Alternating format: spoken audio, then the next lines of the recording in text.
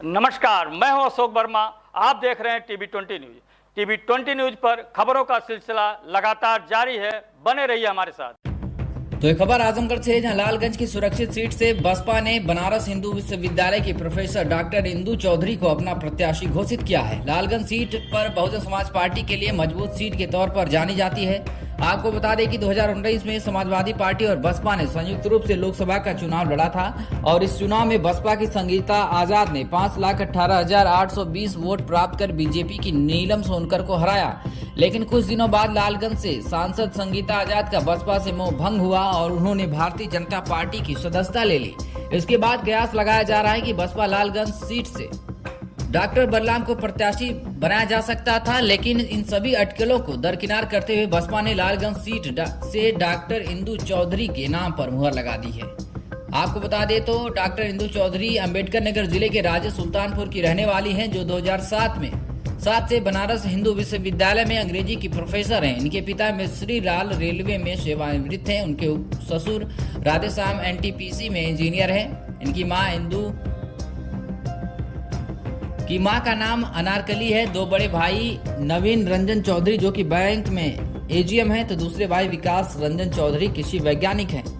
Doctor Indu Chaudhary का विवाह इटावा में हुआ है। वहीं पति इंजीनियर महेंद्र प्रताप सिंह हैं, जो कि सामाजिक कार्यकर्ता हैं। वहीं डॉक्टर इंदु चौधरी पिछले काफी दिनों से समाज में कार्य कर रही थी। डॉक्टर इंदु चौधरी को सामाजिक कार्यों के क्षेत्रों में सावित्रीबाई फूले पुरस्कार USA व doctor Bhimrao Ambedkar international award UK से मिला है। डॉक्टर इंदु चौधरी ने कहा कि हम बाबा साहेब भीमराव अंबेडकर व माननीय कांशीराम के आदर्शों को आगे बढ़ाने के लिए बहन मायावती के नेतृत्व में पिछले काफी लंबे समय से काम कर रहे हैं। हम शहरों में नहीं रहते, बल्कि हम आम लोगों के बीच लगातार गाँव में रहते हैं, जिसकी वजह से हम आम लोगों के दुख दर्द को अच्छी तरह से समझते हैं। शोषण के खिलाफ लगातार हम आवाज उठाते रहे और आगे भी उठाते रहेंगे। वहीं बहुजन समाज पार्टी एक कैडर बेस्ड पार्टी है और पूरे देश में बसपा का कैडर मौजूद है। ऐसे में अपने कैडर के सहारे चुनाव जीतेंगे। उन्होंने कहा कि लोग इस बात को समझ चुके हैं कि देश के लिए बसपा के सिवा दूसरा कोई विकल्प नहीं है और मेरी लोगों से अपील भी है कि सभी लोग बसपा के साथ जुड़ें और आने वाले परिणाम में बहन जी के हाथों को मजबूत कर उन्हें प्रधानमंत्री बनाएं। मीडिया से बातचीत करते हुए क्या कुछ और कहा है डॉक्टर इंदु चौधरी, बसपा प्रत्याशी लालगंज। देखिए, ये जो खाना है ये कोई दिखावा नहीं है। हम पहले भी सामाजिक रूप से करीब 12-13 साल से यहाँ गांव-गांव में हम लोग विजिट करते थे बाबा साहब मान्यवर साहब के मिशन मूवमेंट को लेकर के। तब भी हम लोगों के बीच में ही उनसे लेकर के ही खाना खाते थे। तो ये हमारे लिए कोई दिखावा या चुनावी जुमला नहीं है या चुनावी कोई टैक्टिक्स नहीं है, कोई चुनावी प्रोपागेंडा नहीं है जिसको हम लेके जनता के बीच में है। हमें जिस भी गाँव में भूख लगती है हम उनसे कहते हैं बहनी जौन बचल हो तन खियाए दा, और बहनी लोग हमारे खियाए देनी और बहुत निक से खियाए देनी। आज तो बाबा साहब की जयंती है, आप लोगों को भी चाहिए तो आज तो बहुत अच्छा भोजन बना है, पूड़ी बना है, सब्जी बना है, खीर बना है, हलवा बना है। आज तो आप बहुत सारा चीज़ खा सकते हैं। तो ये कोई चुनावी बात नहीं है। हाँ, ये है कि नेता बन जाने के बाद में या हम माननीय बन जाने के बाद में हमारे कुछ सुरखाव के शायद पर लग जाते हैं, जिसकी वजह से जिस जनता के बीच में आप, जिस धूल में आप खेल के बड़े हुए, जिस जनता के बीच से आप पैदा होकर के बाहर गए, उसी जनता के बीच में आपको बदबू आने लगती है। उस जनता के बीच में आपकी कनेक्टिविटी टूटने लगती है। वो कनेक्टिविटी कभी नहीं टूटेगी अगर आप अपने उसी गांव के बीच में, लोगों के बीच में रहिए। लेकिन आपको तो पर लग जाते हैं, तो आप दिल्ली वाले हो जाते हैं, लंदन वाले हो जाते हैं, मुंबई वाले हो जाते हैं। तो जब आपकी कनेक्टिविटी नहीं रहेगी तो आपको ये सब प्रोपागेंडा ही लगेगा। हमारे लिए ये रोज़मर्रा का काम है, कोई दिखावा नहीं, कोई नई बात नहीं है। कितना चुनौती मान रही?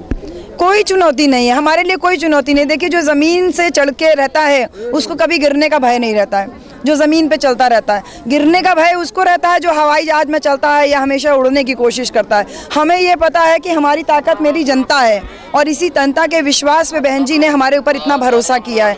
तो मुझे कभी भी इस बात का भय ही नहीं रहता है कि मैं चुनाव हारूंगी। मुझे हमेशा इस बात का भरोसा रहता है कि जिस वोट की ताकत बाबा साहब हमको दे के गए हैं, उस वोट को खरीदने वाले भी इस बार लालगंज लोकसभा क्या पूरे देश में परेशान होंगे कि ये किस तरीके की नई राजनीति चल रही है। एक नई तरीके की इबारत लिखी जाएगी जहाँ पे जनता खुद प्रत्याशी को पैसे दे रही है कि बहन जी ये हमारा कंट्रीब्यूशन है, ये हमारा सहयोग है आपके लिए, 10 रुपया, 20 रुपया, 50 रुपया, 100 रुपया।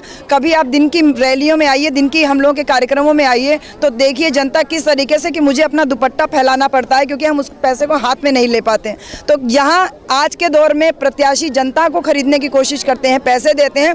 यहाँ जनता मुझे ही उल्टा दे रही है पैसे कि बहन जी कौनो चीज़ की कमी ना होई, तू जा बढ़िया निक से चुनाव लड़ा, बढ़िया जीत के संसद में पहुँचा। उनका कहना है कि जो स्थानीय रहेगा वो स्थानीय समस्या समझेगा, बाहरी कैसे समझ सकता है? स्थानीय अगर स्थानीय समस्या समझता तो ये मैं आजमगढ़ की पैदा हुई बेटी इटावा की बहू नहीं बनती।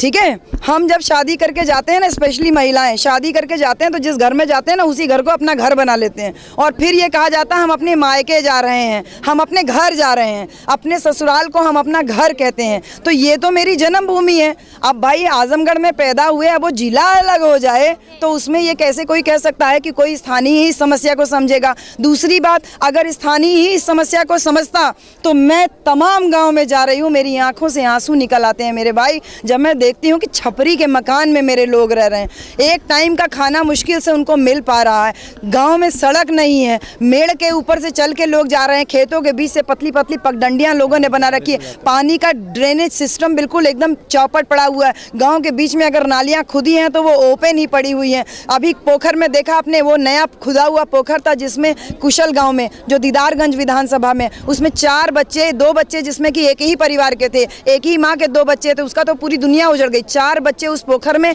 डूब के मर गए। ये क्यों होता है? हमारी उदासीनता के कारण ही तो। हमें पैसा मिलता है पक्का तालाब बनाने के लिए, हम कच्चा तालाब बना के छोड़ देते हैं, हमारे गांव देहात के बच्चे उसमें जा रहे हैं, नहा रहे हैं, वो मिट्टी धंस जाती है, हमारा बच्चा उसमें डूब करके, उन बच्चों को नीचे से खोद के निकाला गया। मेरे भाई ये समस्या जब देखती हूँ ना तो मेरी आंखों से आंसू आते हैं कि भाई हम कैसे इतने उदासीन हो सकते हैं उनके प्रति जिनके वोट से हम इतने माननीय बन रहे हैं, हवाई जहाज में घूमने की हैसियत औकात रखते हैं। आप